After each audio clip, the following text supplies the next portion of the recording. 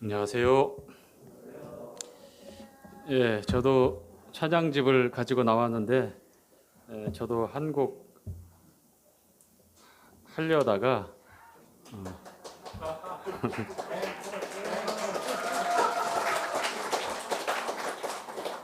어, 하려다가 좋은 가사만 읽어드리는 것으로 대신하겠습니다. 다음 기회에 한번 또 멋지게 제가 준비해서 멋지다는 것 취소하겠습니다.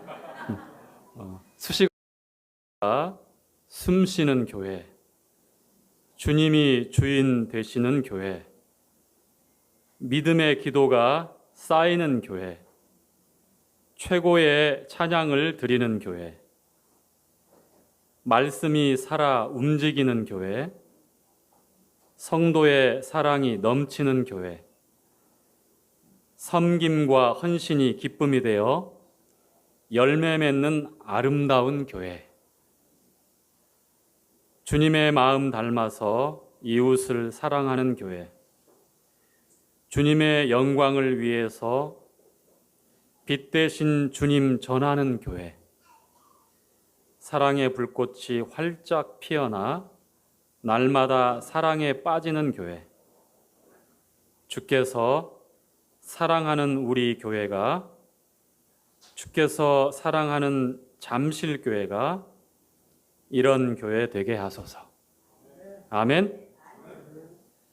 진정한 예배가 끝.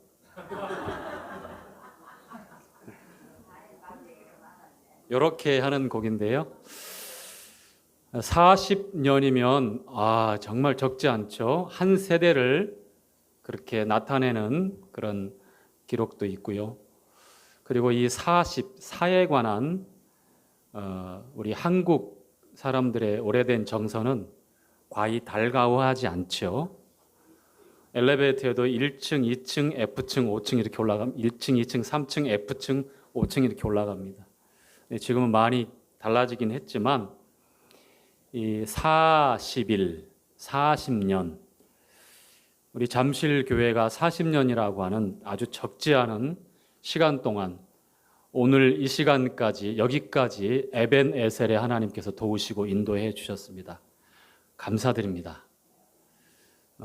그간에 크고 작은 많은 일들이 있었지만 그러나 이렇게 건강하고 또 우리 성도님들의 이 신실한 모습들을 우리 주님께서 그리스도 안에서 오늘 이 자리에서 예배드릴 수 있는 예배자로 세우시고 변함없는 은혜의 손길을 더하셔서 그간에 여러 우여곡절을 잘 극복하고 또 우리 주님께서 인도하시는 그 선한 인도하심과 우리 주님의 음성에 따라가는 양들로서 그렇게 이 자리에 앉아 있는 것을 참으로 감사하고 다행스럽게 생각합니다. 오늘 내 옆에 있어야 될 사랑하는 어떤 지체는 함께하지 못하는 안타까움이 있죠. 그렇죠? 수십 년간 동거동락을 같이 해왔지만 그러나 믿음의 경주에서 어떤 시험을 만났는지 또 어떤 염려가 그 지체의 삶을 흔들었는지 오늘 이 자리에 함께하지 못하고 말았습니다. 광야 40년의 이스라엘 백성들의 삶을 주님이 은혜를 베푸시지 않으면, 다시 말하면 하나님의 은혜가 아니면 결코 생존할 수 없는 곳이 광야 40년의 이스라엘 백성들의 삶이었습니다.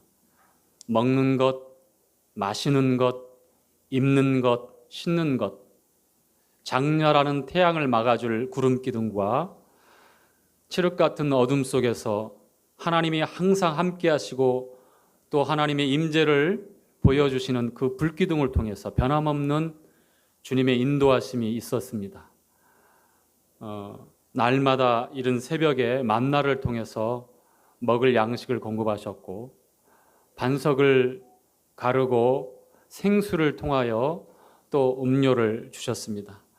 우리 주님이 우리의 만나고 또 우리의 생수가 되신다고 하는 사실들은 우리가 40년의 잠실 지역교회에 지나온 그러한 면면에 새겨져 있는 그런 흔적들을 보면 역시 주님의 은혜가 아니면 이 40년의 세월 동안, 그리고 오늘 이 자리에 이와 같은 주님의 영광을 나타내는 귀한 자녀들로 서지 못했을 것이다라고 생각을 합니다. 저는 40년의 세월 동안 함께 있지 못했지만 중간에 27년의 세월 동안 함께 있었습니다. 그래서 남은 40년의 세월이 그러면 100살 다 되는데 어쩌면 주님께서 더디 오신다면 그때까지 제가 한번 버텨보리라 굳은 결심을 해봅니다. 그래서 운동을 열심히 합니다. 몸에 좋은 것 잘 챙겨서 먹고 있습니다. 이것이 중요한 것이 아니죠. 모세의 삶을 통해서 우리에게 40년, 40년, 40년의 이 3등분 120년의 삶을 살면서 40년의 애굽에서 왕자로서의 삶, 그리고 40년의 광야에서 철저하게 잊혀진 목자로서의 준비하는 삶, 그리고 40년 동안 액티브 시니어라고 하는 진정한 액티브 시니어가 되어서 이스라엘 백성들을 가나안 땅에 이르기까지 인도했던 그 삶의 면면을 보면서 우리에게 어떠한 40년이 또 주어질 것인가? 하나님께서 잠실 지역교회에게 맡기시고 또 우리를 통하여 영광 받으시고자 하는 그 40년의 시간 동안 우리는 무엇을 준비하고 또 어떻게 주님 앞에 헌신해야 될 것인가? 이것은 남녀노소 누구나 할 것 없이 잠실 지역교회에 속해 있는 성도님들이 앞으로 우리가 하나 둘 말씀으로 퍼즐을 맞춰가듯이 하나 둘 맞춰가며 또 연합해서 선을 이뤄가며 우리에게 맡기신 크고 놀라운 일들을 주님께서 우리 마음에 열심을 주시고 또 우리 안에서 그 선한 일을 시작하신 분의 역사하심을 따라서 우리가 마지막까지 성실하게, 또 사도 바울이 내가 선한 싸움을 싸우고 나의 달려갈 길을 마치고 믿음을 지켰으니 라고 했던 이와 같은 동일한 고백들을 여기에 노성도님들 뿐만 아니라 이제 중장년기에 접어든 우리 잠실교회 다음 세대, 그리고 한참 더 준비하고 또 기대할 수 있는 우리 청년, 그리고 우리 소년, 그리고 우리 유초등부 아이들까지 잠실교회에 속한 모든 형제 자매님들, 우리 식구들이 다가오는 또 40년을 잘 준비하고 주님 앞에 드렸으면 참 좋겠습니다. 우리 주님께서 40일 금식하시고 또 아버지 하나님의 뜻을 이루시기 위한 공생의 사역을 시작하셨죠. 이 사라고 하는 것, 40일, 40년, 또 이 땅의 동서남북을 나타낼 때에 각각 방향, 네 방향을, 이 땅을 나타내고 고난과 시험과 또한 연단을 나타내는 이 40년의 시간이 이제 지났다면 이제 하나님께서 우리에게 허락하신, 그리고 우리가 마음을 모으고 또 뜻을 합하여서 하나님의 영광을 위해서 드리고 헌신해야 될 그러한 40년의 또 좋은 일들이 우리에게 있을 것입니다. 오늘 하나님 말씀을 통해서 교회와 또한 예배와 선교에 관한 간략하게 어떤 우리에게 교훈을 하나님 말씀을 통해서 주시는지 그렇게 살펴보고 오늘 교제를 마무리하도록 하겠습니다. 우리 먼저 시편 50편 말씀을 함께 읽도록 하겠습니다.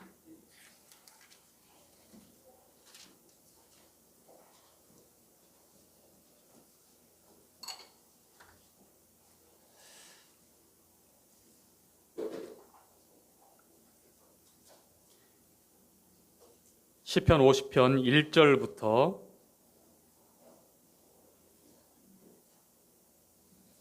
6절까지 5절까지 함께 읽도록 하죠. 전능하신 자는 시작. 전능하신 자 하나님 여호와께서 말씀하사 해 돋는 데서부터 지는 데까지 세상을 부르셨도다. 온전히 아름다운 시온에서 하나님이 빛을 발하셨도다. 우리 하나님이 임하사 잠잠치 아니하시니 그 앞에는 불이 삼키고 그 사방에는 광이 불리로다. 하나님이 그 백성을 판단하시려고 윗하늘과 아랫 땅에 반포하여 이르시되 나의 성도를 내 앞에 모으라. 곧 제사로 나와 언약한 자니라 하시도다. 아멘. 자, 하나님께서 나의 성도들을 함께 모으라고 말씀을 하셨습니다.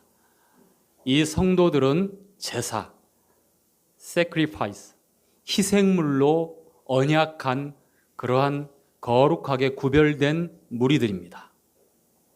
여러분, 하나님께서요, 창세전에 예정하신 것들이 있습니다. 이 세상을 만드시기 전에 하나님 마음속에 이미 정해놓으시고 그렇게 계획하시고 하나님의 경륜을 따라서 그렇게 진행하신 그러한 아주 중요한 일들이 있습니다. 그 중에 하나가 무엇일까요? 창세전에 예정하신 그리스도가 있습니다. 하나님과 말씀과 성령이 삼위의 하나님께서 유일하신 한 분 하나님으로 계셨는데요, 생명의 말씀으로 계셨던 말씀이신 하나님이, 태초부터 하나님과 함께 계셨던 말씀이신 하나님이 하나님의 아들로 오실 때, 그리스도로 오실 때, 이것은 창세전에 예정하신 하나님의 계획입니다. 그리고 뿐만 아니라 그리스도 안에서 바로 저와 여러분, 우리를 예정하셨습니다. 성도, 교회. 자, 에베소서 1장 말씀을 함께 읽도록 하죠.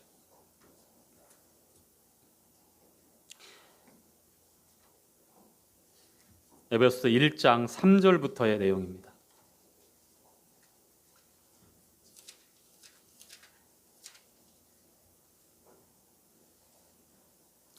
함께 읽도록 하겠습니다. 3절부터 6절까지.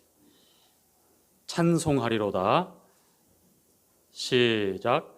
찬송하리로다. 하나님 곧 우리 주 예수 그리스도의 아버지께서 그리스도 안에서 하늘에 속한 모든 신령한 복으로 우리에게 복 주시되 곧 창세전에 그리스도 안에서 우리를 택하사 우리로 사랑 안에서 그 앞에 거룩하고 흠이 없게 하시려고 그 기쁘신 뜻대로 우리를 예정하사 예수 그리스도로 말미암아 자기의 아들들이 되게 하셨으니 이는 그의 사랑하시는 자 안에서 우리에게 거저 주시는 바 그의 은혜의 영광을 찬미하게 하려 하는 것이라.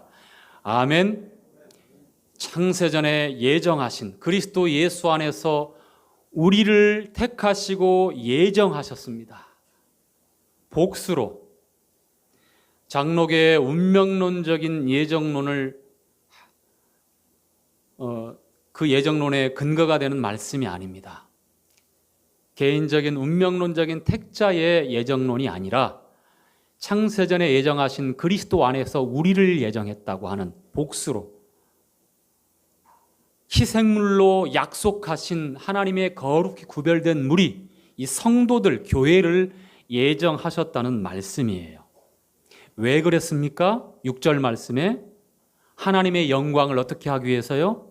찬미하기 위해서, 찬양하기 위해서, 예배하기 위해서.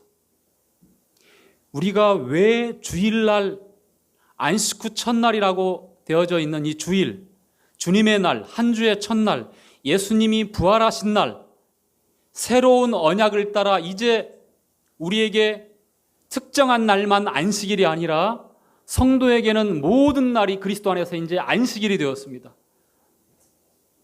안식 후 첫날 부활하셔서 이 모든 하나님의 안식을 우리에게 허락하신 주님의 날에 우리가 주님의 이름으로 모여서 예배를 드리겠습니까? 왜? 하나님의 영광, 그리스도의 영광을 찬양하기 위해서입니다.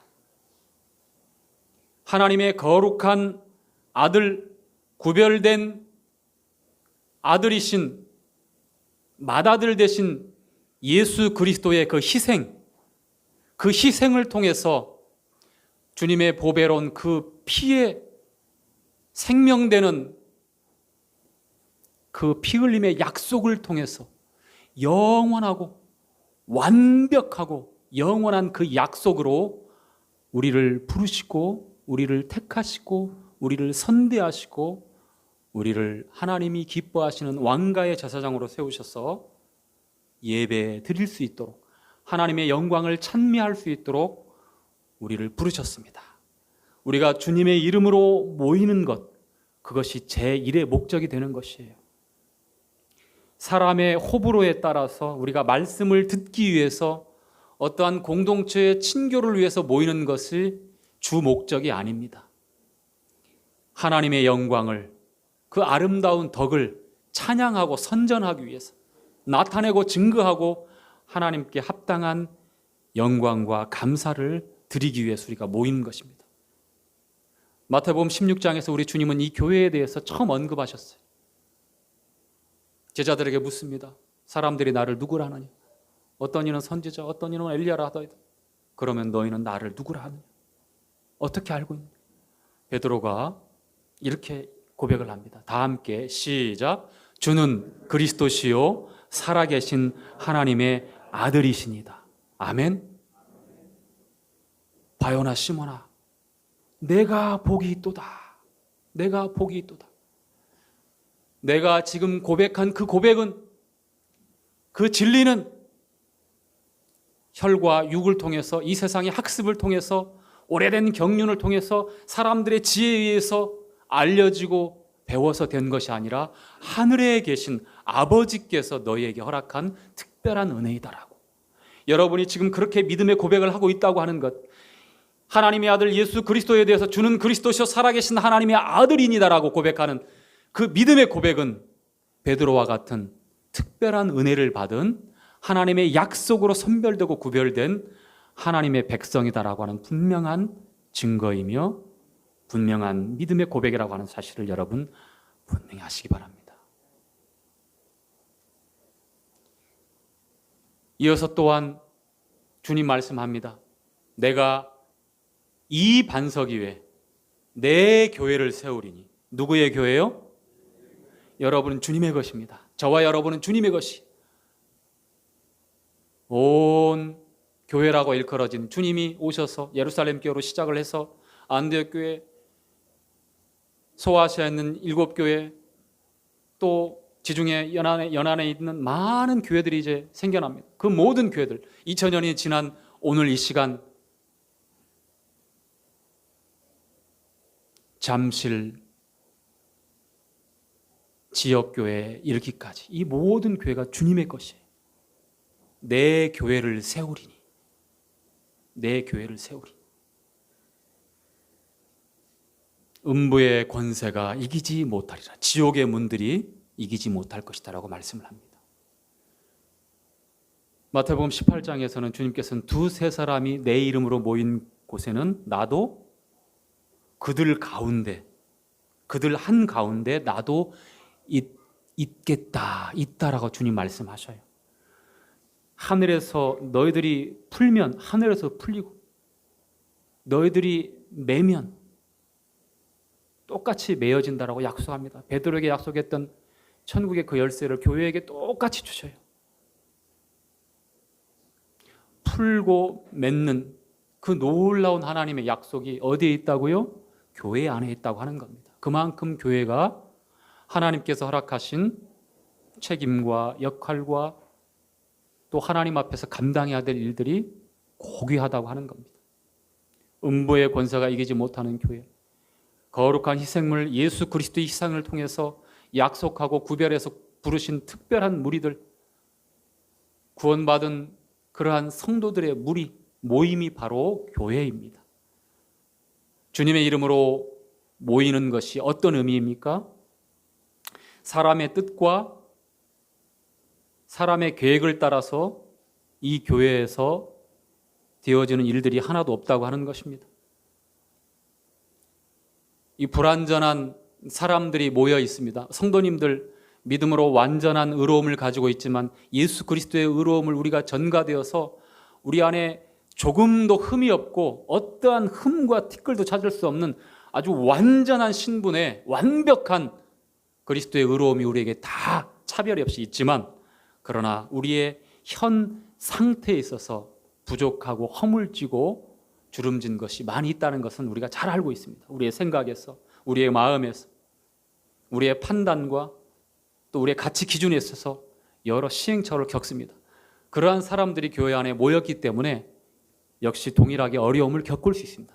그래서 우리가 주님의 이름으로 모이는 것이 첫 번째 우리가 깊게 기준을 잡고 생각하고 받아들여야 되는 그러한 모임의 원칙이기도 하지요.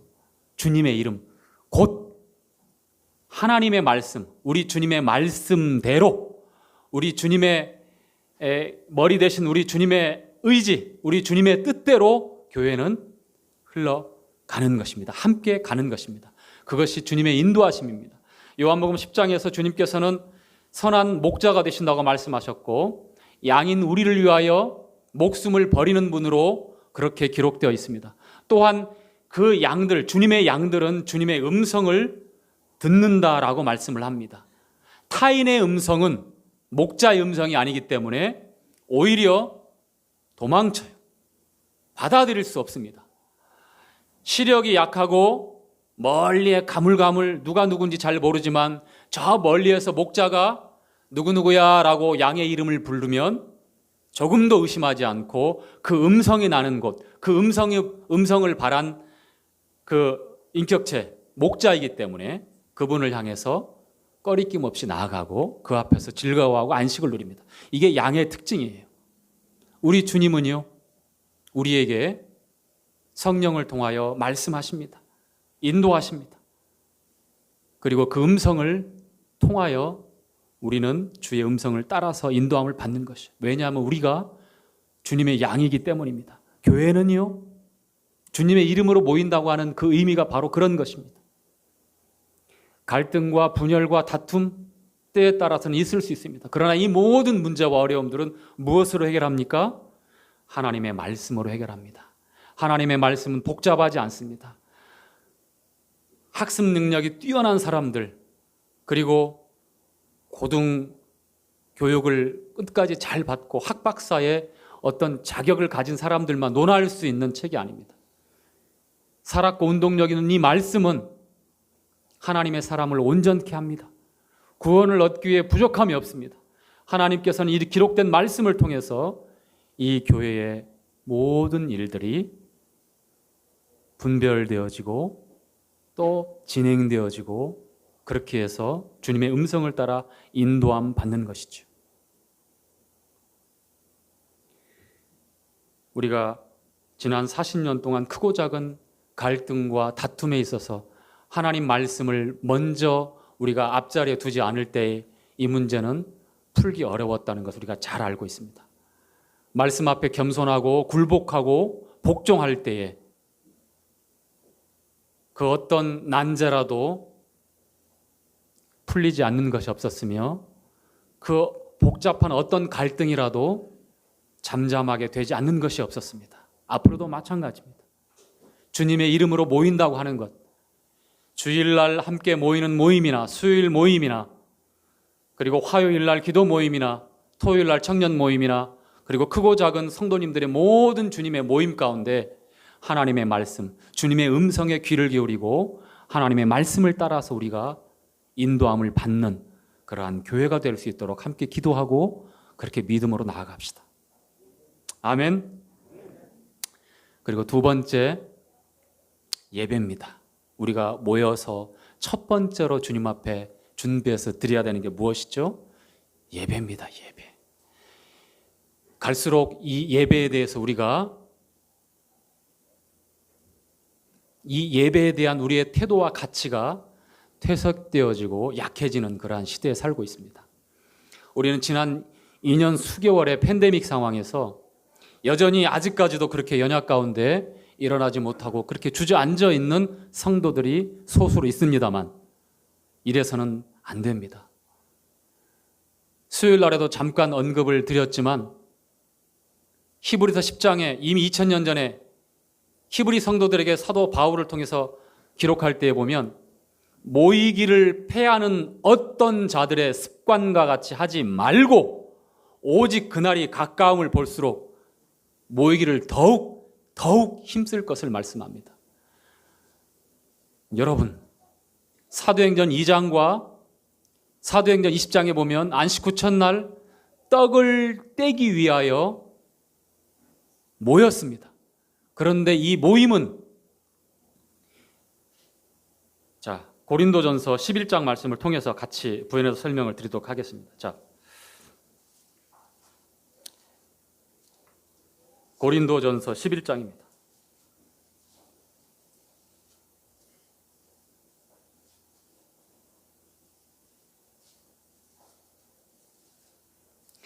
자, 23절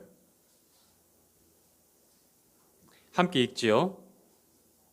23절 내가 너희에게 전한 것은 주께 받은 것이니 곧 주 예수께서 잡히시던 밤에 떡을 가지사 축사하시고 떼어 가라사대 이것은 너희를 위하는 내 몸이니 이것을 행하여 나를 기념하라 하시고 식후에 또한 이와 같이 잔을 가지시고 가라사대 이 잔은 내 피로 세운 새 언약이니 이것을 행하여 마실 때마다 나를 기념하라 하셨으니 너희가 이 떡을 먹으며 이 잔을 마실 때마다 주의 죽으심을 오실 때까지 전하는 것이니.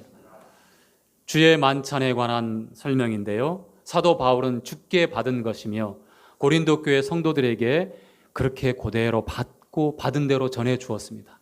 그런데 이 주의 만찬을 중심으로 한 이 예배에 문제가 생겼기 때문에 고린도전서 11장을 통해서 한번 바로잡기를 원하고 있는 것이죠.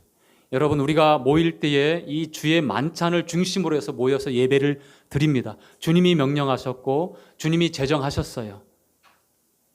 6개월에 한 번 하는 것이 아니라 1년에 한 번 하는 것이 아닙니다. 자주.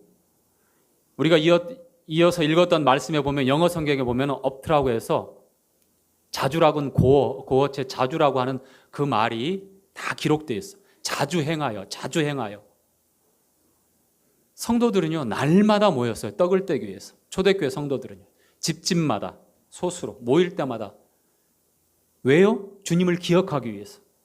그런데 일주일에 한 번 반복되는 이와 같은 주의 만찬 예식을 우리는 상당히 매너리즘에 빠져 있어서 이 가치가 굉장히 퇴색되어져서 이 의미를 온전히 이해하지 못하고 세월이 가면서 어떤 종교적인 그러한 관습으로 머물러 있을 수 있는 그런 위험 가운데 있어요. 여러분 어떻습니까? 지난주가 이번 주 같고 이번 주가 다음 주 같을 것 같습니까? 아니에요. 말씀을 드리잖아요. 내 생애의 처음이자 마지막이다라는 그러한 마음으로, 그러한 믿음으로 주의 만찬 예식에 임해서 예배를 준비하고 드려야 됩니다. 나에게 바쁜 일이 있으니까, 시험이 있으니까, 공부해야 되니까, 학생들, 청년들, 친인척에 대소사가 있기 때문에 어떤 이런 일들이 많이 생기잖아요. 그렇죠? 그리고 하필 나라에서 시험 보는, 국가에서 장관하는 그런 시험들 꼭 또 하필 또 일요일 날 있어요. 오늘 시험 보러 가는 우리 자매 또 부담될까 봐 내가 또 달랩니다만 러실라 자매 괜찮아요. 시험 잘 보시 바랍니다.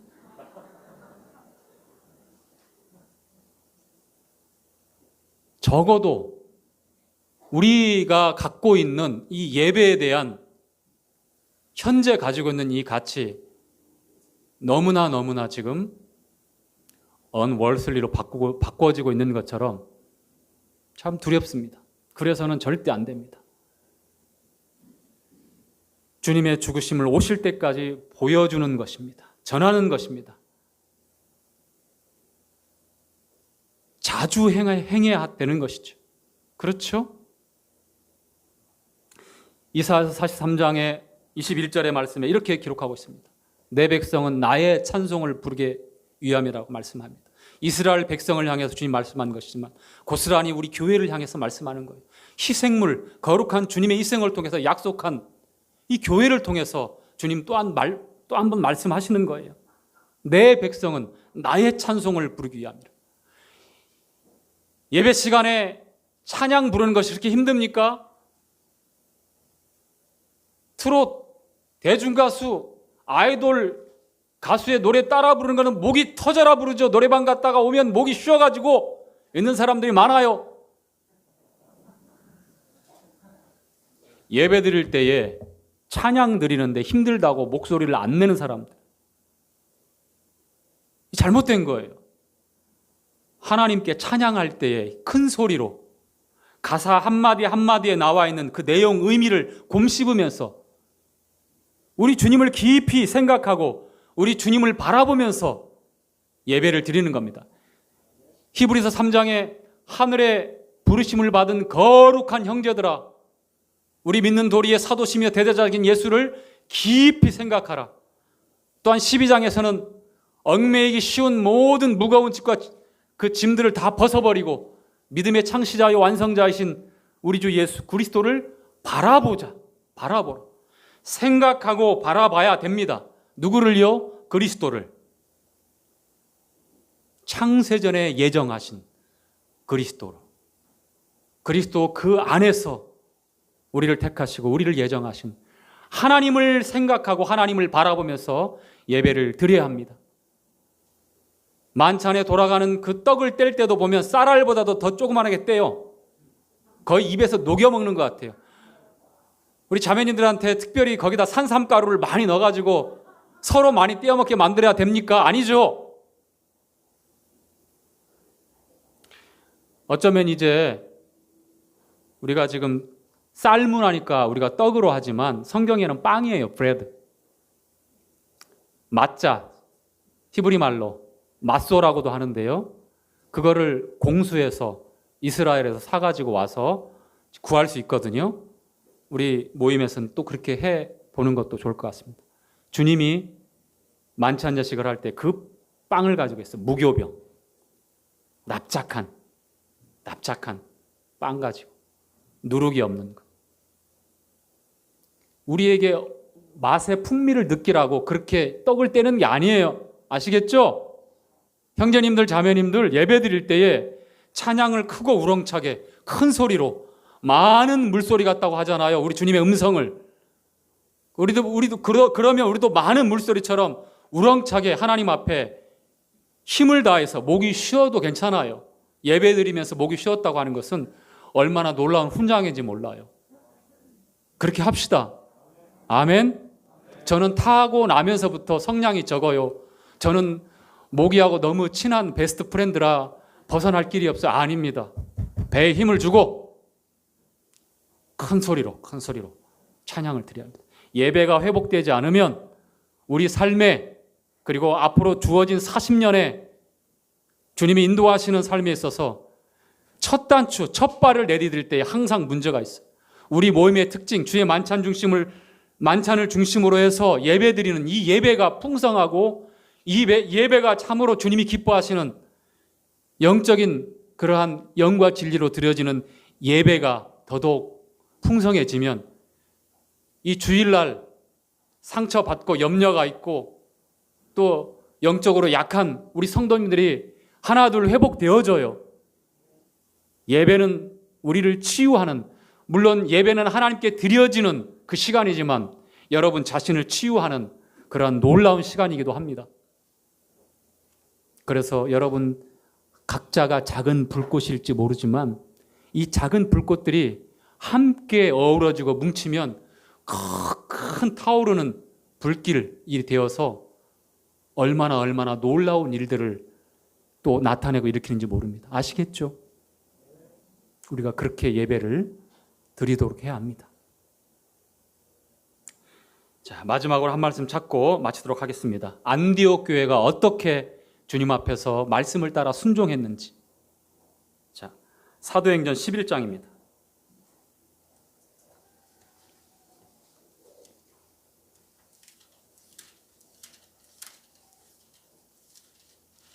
11장 19절부터 말씀 보겠습니다.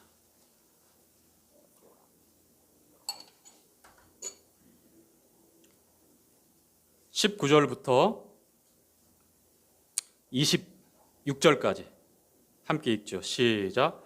때에 스데반의 일로 일어난 환란을 인하여 흩어진 자들이 베니게와 구브로와 안디옥까지 이르러 도를 유대인에게만 전하는데 그 중에 구브로와 구레네 몇 사람이 안디옥에 이르러 헬라인에게도 나여 주 예수를 전파하니 주의 손이 그들과 함께 하심에 수다한 사람이 믿고 주께 돌아오더라.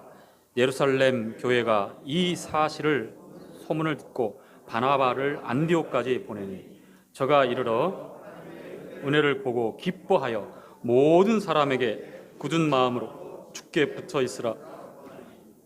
바나바는 착한 사람이요 성령과 믿음이 충만한 자라. 이에 큰 무리가 주께 더하더라. 바나바가 사울을 찾으러 다소에 가서 만남에 안디옥에 데리고 와서 둘이 교회에 1년간 모여 있어 큰 무리를 가르쳤고 제자들이 안디옥에서 비로소 그리스도인이라 일컬음을 받게 되었다. 사도행전 8장에 스데반의 순교를 통해서 예루살렘 교회에 큰 핍박이 있었습니다. 그래서 예루살렘 교회 성도들이 흩어지게 됩니다. 고난이 있었지만 오히려 전화위복이고 주님의 축복이었습니다. 안디옥까지 이르러서 이방인들에게, 헬라말을 한 사람들에게 주 예수 그리스도의 은혜의 복음을 전합니다. 그러고 나서 안디옥에 놀라운 생명의 역사, 부흥의 역사가 일어납니다. 바나바를 보냈고 예루살렘 교회에서 바나바는 뛰어난 교사였고 또 뛰어난 목회자의 그러한 자질이 있는 다소에 머물러 있는 사울, 바울을 찾으러 갑니다.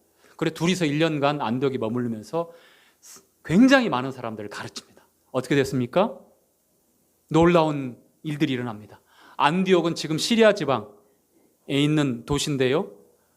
바로 이방인 교회이면서 우리 잠실교회가 본받고 안디옥 교회처럼 우리가 앞으로 이 40년을 그렇게 주님 앞에서 헌신해야 될 그런 모델로 삼는 교회입니다. 자, 13장 1절부터 한번 보죠. 그리고 중요한 것은 26절에 보니까 비로소 뭐라고 했어요? 그리스도인이라고 일컬어졌습니다. 그리스도인. 안디옥에 있는 수많은 이방인들이 주님의 성도들, 주님의 자녀들을 보고 그리스도인. 예수님처럼 사는 겁니다. 예수님처럼 말하고 그들의 삶의 방식이, 라이프 스타일이 어떻게 바뀌었습니까? 그 전에 돈 벌기 위해서 불철주야 살던 이웃의 아무개가 그 입에 주님을 노래하고 주님을 찬양합니다. 그 삶의 인격에 놀라운 변화가 일어나는 거예요. 가족이 달라집니다. 싸움이 끊이지 않았던 그런 술주정뱅이가 주님을 만나고 그리스도인이 되어오고 놀랍게 삶의 변화가 있어요. 그리스도인이라 불려지는 것은 비아냥대는 소리처럼 들리는 것이 아니라 오히려 그들에게 신선하고 놀라운 충격적인 그러한 삶의 놀라운 변화가 이루어지고 안디옥 교회에 놀라운 영적인 변화와 부흥이 일어났을 때 최초로 불려졌던 그리스도의 사람들, 그리스도인들이라고 불려진 겁니다. 우리 잠실교회도 우리가 속해 있는 가정과 또 직장과 또 학교와 삶의 영역에서 이 안디옥 교회 성도들처럼 우리도 그렇게 저들에게 불려지기를 소원합니다. 자, 13장 1절부터 3절까지 읽고 마치도록 하겠습니다. 시작. 안디옥 교회에 선지자들과 교사들이 있으니 곧 바나바와 니게르라 하는 시므온과 구레네 사람 루기오와 분봉왕 헤롯의 젖동생 마나인과 및 사울이라. 주를 섬겨 금식할 때에 성령이 가라사대 내가 불러 시키는 일을 위하여 바나바와 사울을 따로 세우라 하시니 이에 금식하며 기도하고 두 사람에게 안수하여 보내니라. 자, 최초로 선교사를 이제 파송하는 그러한 내용이 나오게 됩니다. 누가 누구를요? 바나바와 사울을. 안디옥 교회는 금식하고 주님을 섬겼습니다. 이 금식한다는 것은 무엇이죠? 내게 있는 가능성, 내게 있는 근거, 우리 사람에게 있는 힘을 다 포기하고 전적으로 하나님께 나의 관심과 나의 마음을 쏟고 주님만 철저히 의지하고 주님의 뜻을 구하겠다고 하는 그런 대표적인 그런 삶에 나타나는 신앙의 모습입니다. 금식이 그런 겁니다. 남들에게 나는 이렇게 하는 사람이야 나타내려고 자랑하려고 바리새인들은 그런 금식이 아니라 금식의 의미는 참으로 그렇습니다. 안디옥교회 성도들은 그렇게 주님 앞에 금식하며 주님의 뜻을 묻고 구했습니다. 결국 성령께서 바울과 바나바를 따로 세우시고 이제 선교사로 파송해서 이제 바나바와 바울을 통해서 얼마나 많은 선교의 일들, 선교 행전이라고 하는 그 이후에 이루어지는 사도 행전이 그렇게 기록되어져 있는 내용인 줄 우리가 잘 알고 있습니다. 우리는 남아공에 선교사를 파송했습니다. 그 외에 선교사님들이 들어오시면 초청해서 위로를 합니다. 남아공뿐만 아니라 이제 말라위까지, 모잠비크까지 잠실교회에 더 많은 일꾼들이 세워지고 또 선교사로 또 목회자로 교사로 5명의 교사들이 나오죠. 그들의 배경은 각자 다양했어요. 피부색이 다양했습니다. 그럼에도 불구하고 우리는 성령으로 다 하나다. 믿음도 하나다. 그래서 크고 낮음이 없었어요. 누가 더 중요하고 누가 덜 중요하고 우열이 없었습니다. 은사를 따라서 직임을 따라서 맡은 바 성실하게 분량을 따라 연합해서 선을 이뤄가는 그러한 안디옥 교회, 그리고 급기야 선교사를 보내고 지속적으로 기도하고 지속적으로 전도하는 그러한 이 땅에 주님의 명령을 준행하고 실행하는 말씀을 순종하는 그러한 모임으로 우리에게 그렇게 성경은 말씀하고 있습니다. 잠실교회에 허락하신 우리에게 주어진 이 많은 시간과 기회 가운데 안디옥 교회처럼 혹은 7교회 서머나 교회처럼 죽도록 충성하라. 죽는 그 자리까지 그때까지 충성하라. 그리하면 생명의 면류관을 너에게 주리라 라고 말씀하신 그 약속이 우리 잠실 지역교회도 동일하게 있을 것으로 또 바라보고 우리가 주님을 생각하고 주님을 바라보는 이 믿음 가운데서 우리가 함께 주님이 허락하신 이제 주어진 기회에 함께 믿음을 함께 걸어갔으면 좋겠습니다. 이상 마치도록 하겠습니다.